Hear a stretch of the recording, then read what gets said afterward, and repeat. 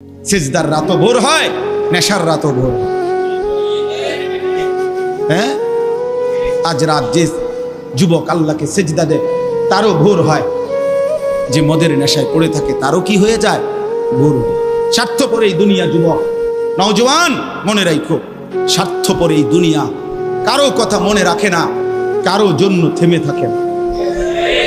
আমি এই পরশুদিন দেখছি, গতকালকের আগের দিন সকাল 6:30 বাজে আমি আমার বাজারে, ময়নামতি সাবের বাজার, ওইখানে দেখছি একটা হাইয়েস্ট গাড়ি একটা ট্রাকের মুখোমুখি হইয়া, হাইয়েস্ট গাড়িটার ড্রাইভারটা জাগাত তারে বাইরে করছে টাইম না হেসরাইয়া, কিছুক্ষণের মধ্যে লোকটা মারা গেছে। আমি একটা জিনিস খেয়াল করছি, অনেকক্ষণ তাকাইয়া আমার সাথে ড্রাইভারের আমি বললাম, কি স্বার্থপর এই দুনিয়া, একটা গাড়ি কেউ তার জন্য থামলো না, কারো হাতে সময় নাই, সবাই হরন দিয়া সাইড করে এমনে হেমনে করে সব চলে যায়, কোনো ড্রাইভারও থামে না বন্ধু, যে একটা লোক তো মরে গেছে, আরে মরে গেছে, তুই মরে গেছ, আমার হাতে সময় নেই। এই জন্য স্বার্থপর এই দুনিয়া, বড় স্বার্থপর, হয় কারো জন্য থামে না, কারো কথা অপেক্ষা করে না, চলতে তোমার কথা কেউ মনে রাখবে না।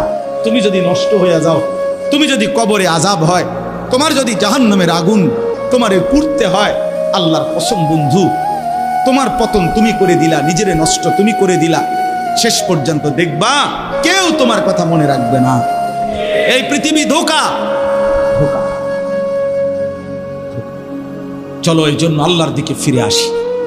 ইল্লা মান তাবা ওয়া আমানা ওয়া আমিলা সালিহান, আল্লাহ বলে যে গুনাহ ছেড়ে দিয়ে তওবা করলো, আমি আল্লাহকে বিশ্বাস করলো এবং পুনরায় আবার নেক আমল শুরু করে দিল, ফাউলাইকা ইয়াদখুলুনাল জান্নাহ, আমি আল্লাহ ওয়াদা দিলাম, আমি আল্লাহ তাদেরকে জান্নাতেই ঢুকায় দেব। ওয়ালা ইউজলামুনা শাইআ, কোনো জুলুম করা হবে না এক বিন্দু, অর্থাৎ পেছনের গুনার জন্য আমি লজ্জা দেব না, বরং তওবা করার কারণে, ফিরে আসার কারণে, নতুন করে আবার নামাজ সেজদা বন্দিগি পাক পবিত্র জীবন চলার কারণে এখন থেকে নিয়ে বাকি জিন্দেগির আমলের বরকতে জান্নাত দিয়ে দেব।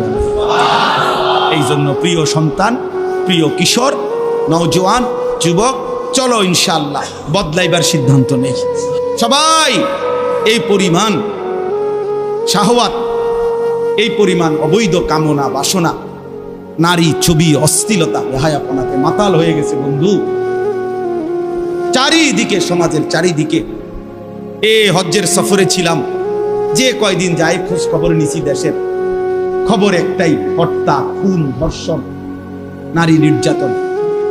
আর সবচেয়ে আশ্চর্যের কথা হলো, আমি মনে হয় আমার এই ছোট্ট হায়াতে গত 30 বছরে আমি যেই কথাটা এতবার শুনি নাই, গত 2 মাসে বারবারই শুনি চারিদিকে পরকিয়া। এটা এই পরিমাণ সমাজে বেড়ে গেছে, অসভ্যতা, যে স্বামী থাকতো নারী অন্য পুরুষের প্রতি আসক্ত, স্ত্রী থাকতো ওই জানোয়ার অন্য নারীতে আসক্ত, এটা খুব বেশি পরিমাণ বেড়ে যাচ্ছে, যার কারণে আপনজনকে হত্যা করতে পর্যন্ত লজ্জিত হচ্ছে না। এর চাইতে বড় আশ্চর্য, আশ্চর্য বাংলাদেশে এর চাইতে বড়, এর চাইতে দুর্ধর্ষ হত্যার ঘটনাও 2 দিনে কি হয়ে যায় খবর বোঝা যায়, কিন্তু এখানে কেন বোঝা যাচ্ছে না? বোঝা যাচ্ছে এটা স্পষ্ট, আপনজনের এটা ধামাচাপা দেওয়ার জন্য সব রকমের প্রসেসিং করা হচ্ছে, সব প্রসেসিং করা হচ্ছে। অসহায় ইমাম মুয়াজ্জিনকে বেইজ্জতি কেউ করতে পারে নাই, কোন আলেমে দ্বীন ইনশাআল্লাহ বেইজ্জতি হবেও না ইনশাআল্লাহ। মনে রাখে, মনে রাখে, গতকালকে রাত্রেও আমাদের কুমিল্লায় গত 3 মাস আগে একজন আলেমে দ্বীনকে একজন প্রিন্সিপাল বেইজ্জতি করছিল, অপমান করে সামান্য অজুহাতে মসজিদ থেকে বিদায় করে দিছিল। ওই কলেজের ছেলেরা গতকালকে রাত্রে ওই মসজিদের ভিতরে ঢুকাইয়া 9 ঘন্টা আটকাইয়া তারে, তার হাতে ছাত্রদের উপস্থিতিতে তারে পদত্যাগ পত্র দিয়া ঘাট ধরে কলেজ থেকে বের করে দিছে। আল্লাহ তাআলা বেইজ্জতি করে দেখায় দিছে। ছাত্ররা বলছে, স্যার সই দেন, আপনারে 50 টাকা দিব। মানে 50 টাকা, 100 টাকার লোভ সামলাইতে পারেন নাই, নেন। পদত্যাগপত্র সই দেন। এই জন্য দোস্ত, নারীর আসক্তি, জিনা, বেবিচার, পরকীয়া, অসভ্যতা, যুবক ভাই তোমরা বাঁচতে হবে। নওজওয়ান, আল্লাহ যদি হায়াত দেয় তোমরে, আগামী সময়টা তোমরা তো পৃথিবীতে থাকতে হবে। এই সমাজ, এই দেশ তো আলাদা করতে পারতা না, তুমি তো এই জমিন ছেড়ে দিতে পারতা না বন্ধু। সম্পদ যদি হয়, তোমরা সব ছেলে তো একসাথে চাঁদের দেশে যাইতে পারতা না, আরেকখানে যাইতে পারতা না। এই সমাজ নিয়ে বাঁচতে হবে, এই দেশ, এই মাটি, এই এলাকা নিয়ে তো তোমাদেরকে বাঁচতে হবে ভাইয়া। তাহলে এই সমাজ যদি তোমরা এভাবে নষ্ট করে দাও, তোমরা যদি সবাই বেনামাজি হয়ে যাও, নারী, ছবি, মোবাইলের অস্থির দৃশ্য ছাড়া যদি তোমাদের রাত না কাটে, দিন না কাটে, আগামী 20 বছর তোমরা সমাজ, তোমার অঞ্চল, তোমার ঘর পরিবার নিরাপদ থাকবে কেমনে? বাঁচবা কেমনে? চলবা কেমনে? চলবা কেমনে বলো ভাইয়া? 9 বছরের বাচ্চা মেয়ে যদি নিরাপত্তা না পায়, আমার সমাজ কি পরিমাণ অশান্ত হয়ে গেছে।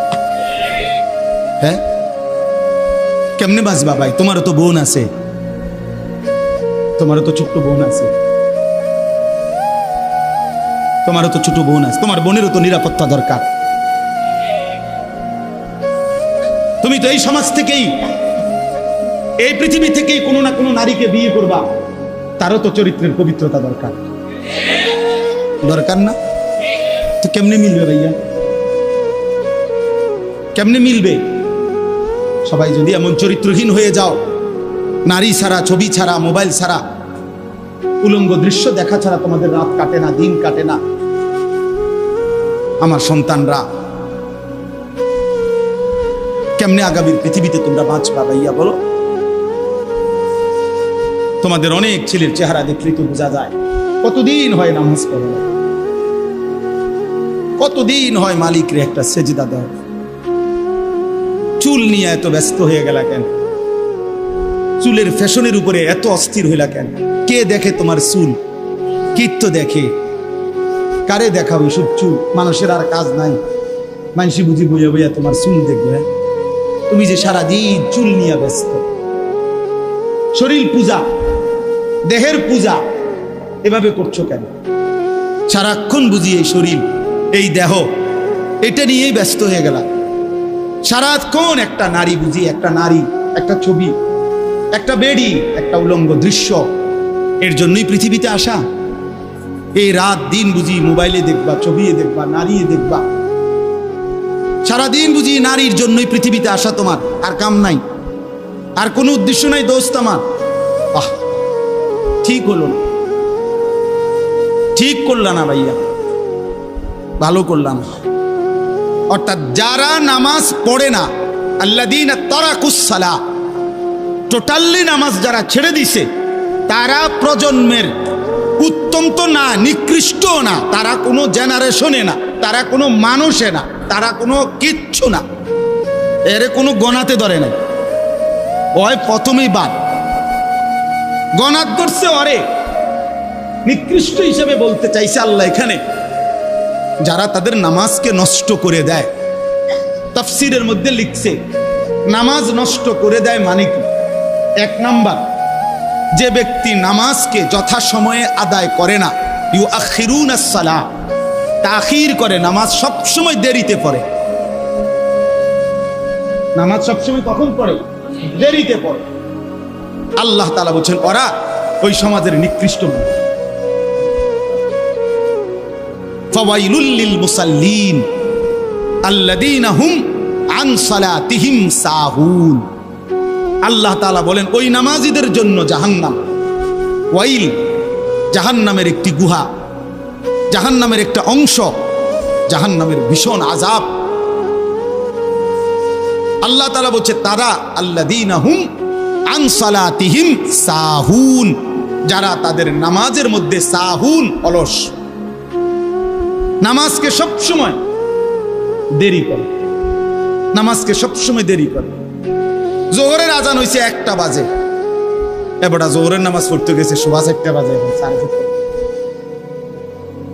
ওরা নামাজ পড়ছে লুঙ্গিটারে বইটা, গামছা একটা কান্দে দিয়া, রুকু সিজদা 3-4টা মেরে দিল আর কি। এটা নমাজ হইলেন কি তো করতাম হুজুর, সময় কুলাইতারি না। কিটছেন আপনি, ঘাস কাটছে, এতক্ষণ গরু গোসল করাইছে, গরু গোসল করাইছে। গরু গোসল করানোটা খুব দামি দরকারি বিষয়। নামাজকে এরকম প্রতিনিয়ত যে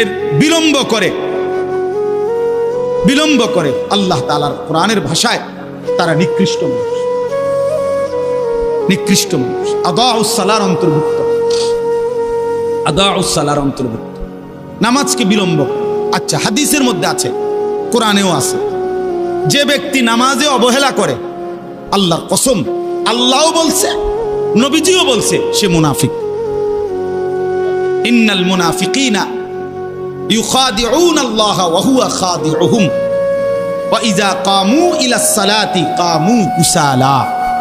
কোরআন শরীফে আল্লাহ মুনাফিকের এক নম্বর পরিচয় বলছে, মুনাফিক সে যে নামাজ পড়ে অলসভাবে। নামাজ পড়ে কিভাবে? তাহলে নামাজ যে পড়ে না তার ব্যাপারে বলেন, কথা বলেন না কেন? তারে মুনাফিকও বলে নাই। তুই কোনো মানুষে না বেটা, তুই কোনো কাতারে নাই, তোর কোনো আলোচনাই নাই। আলোচনা ওই ব্যক্তিরে যে নামাজ পড়ে অলসভাবে, খামখেয়ালি করে। দাঁড়াইবার কথা দুই পায়ে, দাঁড়াইছে এক পায়ে, বুঝলেন? অলস নামাজের। রাসূলুল্লাহ সাল্লাল্লাহু আলাইহি সাল্লাম বলছেন, তিলকা সালাতুল মুনাফিক, ওই নামাজ মুনাফিকের নামাজ। ইয়ারকুবু হাত্তা তাগরুবা শামস, আসরের নামাজ না পড়ে যে অপেক্ষা করতেছে, অন্য কাজে ব্যস্তছে, এরই মধ্যে সূর্য ডুবে যাচ্ছে, সূর্য ডুবার কাছাকাছি। হাত্তা কানাত বাইনা কারনাই শাইতান, সূর্য ডুবার সময়ে শয়তান তার দুই শিং সূর্যের পাশে বাড়াইয়া দেয়। আল্লাহ নবী সাল্লাল্লাহু আলাইহি সাল্লাম বলেন, কামা ফানাক্কারা আরবাআন, সূর্য ডুবে যায়, এই সময় ওই আসরের নামাজের জন্য দাঁড়াইয়া 4 রাকাতে যেন 4টা ঠুক্কর মারছে। লা ইয়াযকুরুল্লাহ ইল্লা কালিলা, ঠিক মতো তাসবিহগুলো নামাজের আদায় করে নাই। রাসূল বলছে 3 বার, ওইটা মুনাফিকের নামাজ, মুনাফিকের নামাজ, মুনাফিকের নামাজ, মুনাফিকের নামাজ। তোর মতো নিকৃষ্ট নির্লজ্জ বেহায়া আল্লাহর জমিনে তো কোনো কুত্তাও হয় না, কোন কুত্তাও তো এরকম হইতে পারে না। কুত্তাও যদি আল্লাহ তাআলা সেজদার হুকুম দিত তো সে দিত, তাকে তো আল্লাহ সেজদার হুকুম দেয় নাই, এই জন্য সে সেজদা দেয় না। তুমি নাফরমানের তো আল্লাহ সেজদার হুকুম দিছিল, দিলা না কেন? তোমার তুলনা তো জানোয়ারের সাথেও হয় না। এই জন্য তো আল্লাহ বলছে বালহুম আদাল, ওই জানোয়ারের চাইতে নিকৃষ্ট। ওর উদাহরণ নাই, ওর তুলনা কুকুরের সাথেও না, ওর তুলনা শুকরের সাথেও না। আল্লাহর কোন সৃষ্টির অন্তর্ভুক্ত না। বলো মিয়া, এত বিবেকহীন কেমনে হইলা? আফা হাসিবতুম আন্নামা খালাকনাকুম আবাসান, কি ভেবেছো বান্দা আমি তোমাকে অনর্থক বানিয়েছি? তোমাকে আমি একদিন, আমি আল্লাহ 1 সেকেন্ডে চাইলে পারি, কুন ফায়াকুন, আমি হও বললেই হয়ে যায়। সেই আমি 9 মাস কেন লাগাইলাম? 9 মাস লাগাইলাম। আরে বলো কি বান্দা, নিজ হাতে খালাকতুহু বিয়াদিয়া, আল্লাহ বলেন আমি আমার নিজ কুদরতি হাতে আমার বান্দাকে আমি বানাইছি, আমি বানাইছি। বড় যত্ন করে 1 ফোঁটা নাপাক পানির মধ্যে এত চমৎকার ডিজাইন পৃথিবীর কেউ কল্পনাও করতে পারে না। ইন্না খালাকনাল ইনসানা মিন নুতফাতিন আমশাজ, বীর্যের 1 ফোঁটা থেকে আমি আল্লাহ তাআলা মানুষকে বানিয়েছি। এত সুন্দর চমৎকার নাক কান ডিজাইন।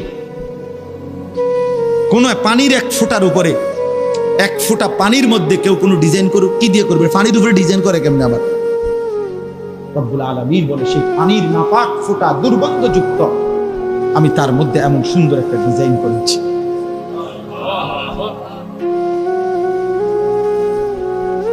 কেমনে ভুলে গেলাম?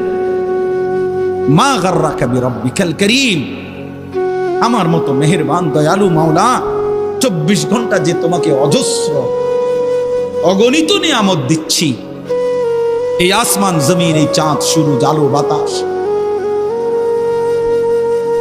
1 সেকেন্ড বান্দা এই বাতাস বন্ধ করে দিলে তুমি নিশ্চিহ্ন হয়ে যাবে।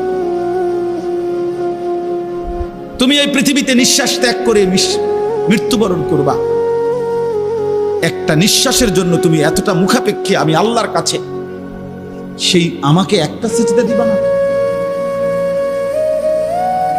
সেই আমাকে একবারও ডাকবা না?